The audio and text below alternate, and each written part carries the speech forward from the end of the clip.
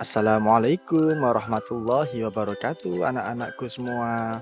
Alhamdulillah ya, untuk hari ini kita masih bisa berjumpa kembali dalam pembelajaran pendidikan agama Islam di kelas 4 Kurikulum Merdeka. Untuk memulai pelajaran pada kesempatan kali ini, yuk kita bersama-sama berdoa sebelum belajar. Bismillahirrahmanirrahim. Raditu billahi rabba wa bil islami dina wa bi Muhammadin nabiyya wa rasula. Rabbi zidni ilma warzuqni fahma. Amin. Semoga dengan doa sebelum belajar tadi kita dimudahkan oleh Allah untuk menuntut ilmu ya.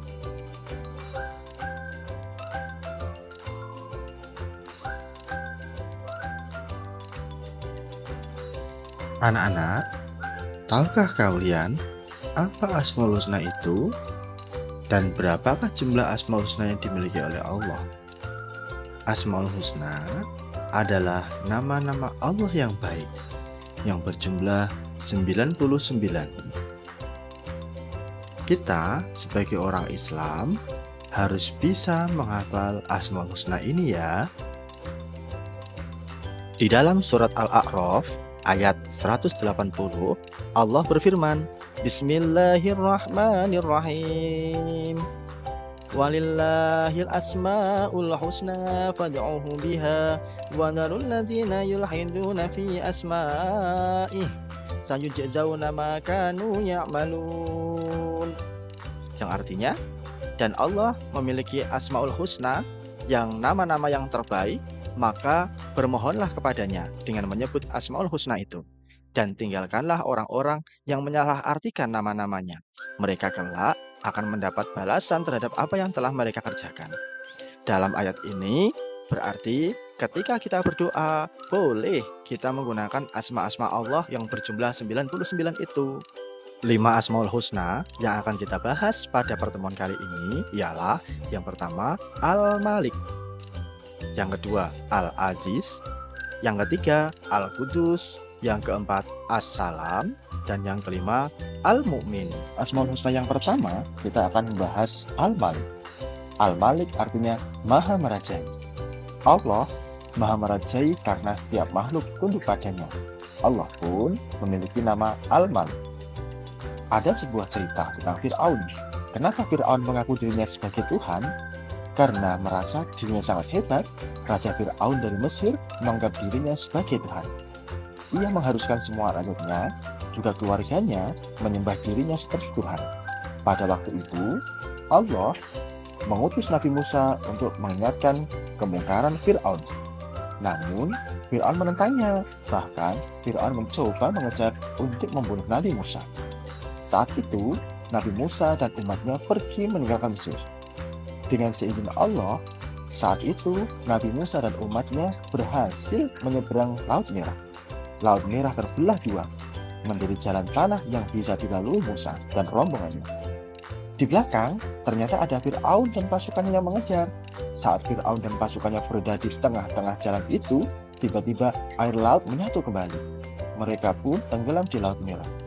Itulah kenapa Allah disebut sebagai Al-Malik, karena Allah merajai seluruh makhluk yang ada di dunia ini.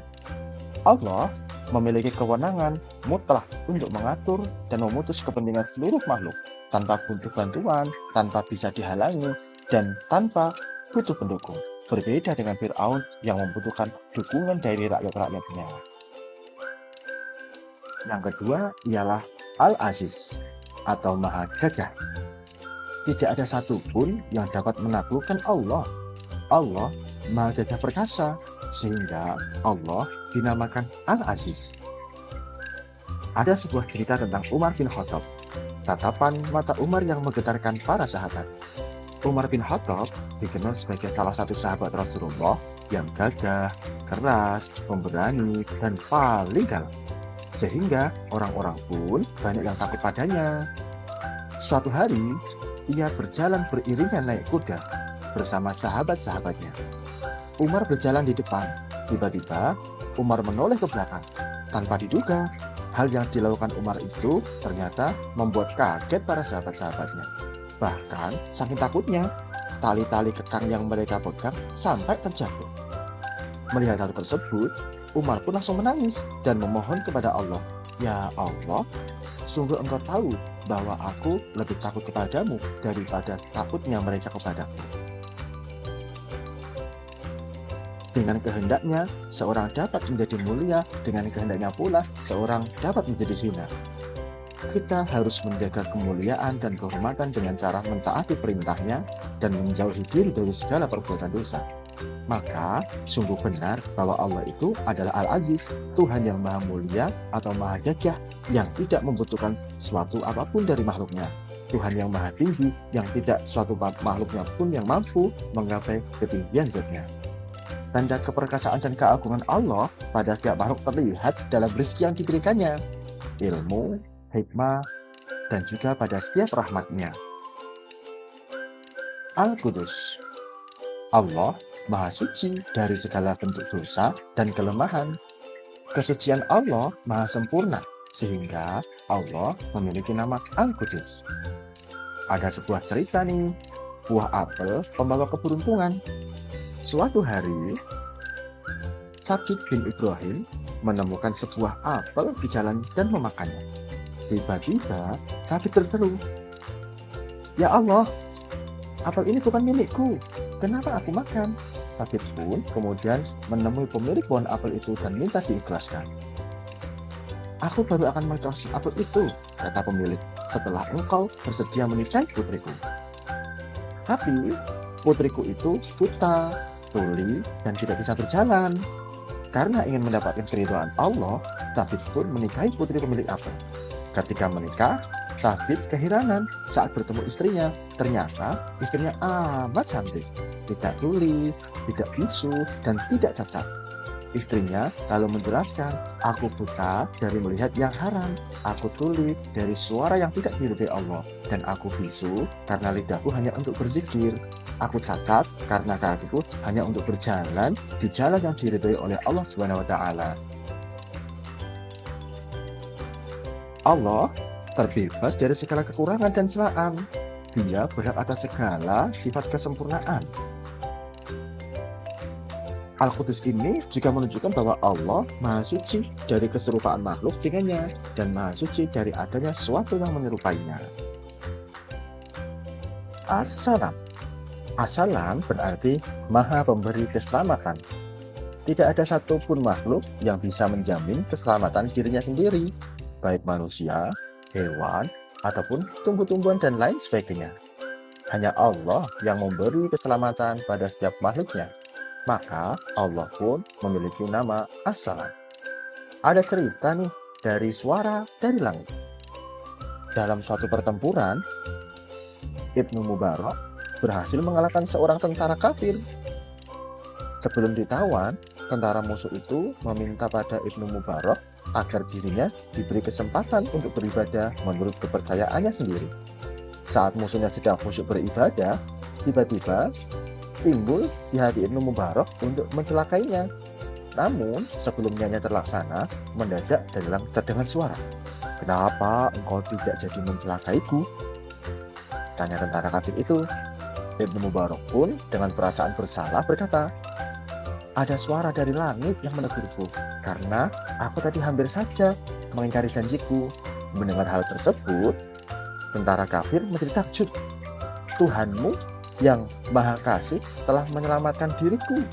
Tuhanmu telah memarahi hambanya dan malah membela musuhnya." Sejak peristiwa itu, tentara kafir itu pun masuk ke dalam Islam. As-Salam juga mencerminkan sebuah kasih sayang dan kedamaian Allah. Allah adalah Tuhan yang selalu mengayomi serta memberikan rasa damai bagi hambanya. Kedamaian adalah simbol kebahagiaan seluruh umat manusia. Nama As-Salam mengajarkan kita untuk selalu menyebarkan kedamaian dan menghindari pertengkaran. Kedamaian berarti padamnya api permusuhan yang disertai dengan tertanamnya kecintaan dan kasih sayang. Islam yang sangat menganjurkan terciptanya kedamaian. Oleh karena itu, salam dijadikan sebagai tanda penghormatan bagi sesama mukmin di dunia. Di akhirat kelak, mereka mendapatkan salam penghormatan dari Allah. Yang terakhir adalah Al-Mu'min. Al-Mu'min berarti Maha memberi keamanan. Allah menanamkan keimanan di hati para hambanya, serta melindungi mereka yang mencari perlindungannya. Sehingga Allah memiliki nama Al-Mu'min. Ada sebuah kisah tentang kubu kakek Yahudi dan keindahan kota. Dengan tergopoh-gopoh, seorang lelaki Yahudi datang menemui Khalifah Umar bin Khattab. Dia berkata, "Wahai Khalifah, aku sengaja datang menghadapimu untuk mengabarkan tentang kubuku.